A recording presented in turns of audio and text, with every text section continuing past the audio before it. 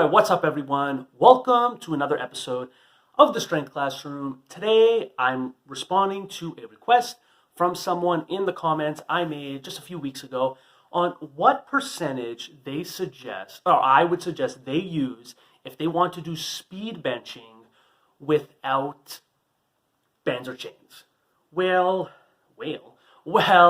I suggest, personally, I have done this before.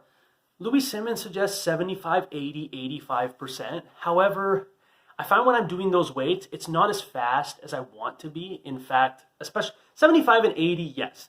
85%, I think that's way too heavy for speed work.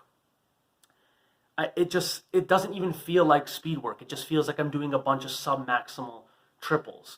And it's not giving me the desired effect. So it's not going to sound like a huge change. But what I suggest, if you're primarily training for speed, not like there's sometimes where I do a bunch of triples of a certain percentage in a certain amount of time. This is not for that. It's not like lactic acid threshold training. This is specifically speed work. You can go as low as 65% and as high as 80%. But I like to do, so you could do 65, 75, 65, 70, 75, or you could do 70, 75, 80, or you can even make the increments even smaller. You could do 70, 72.5, and 75. All that is the range 65 to 80%. Okay, if you want it to be slightly on the heavier side, you bump it up a bit. If you want it to be on the lighter side, more speedy, you lower it a bit. It's as simple as that. There's no secret to speed work. It's just moving the weights fast. If it is moving slow, it's too heavy. End of story. The reason they like the bands and chains is because you have to constantly accelerate through the entire rep to complete it. So the amount of force you have to apply in the bar is constantly changing through the entire rep.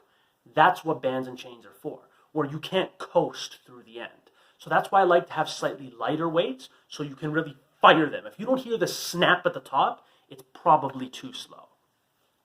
And also when I use straight weight on speed work, I like to do either 5 sets of 5 or 6 sets of 6 and like work up to like a heavy-ish 6.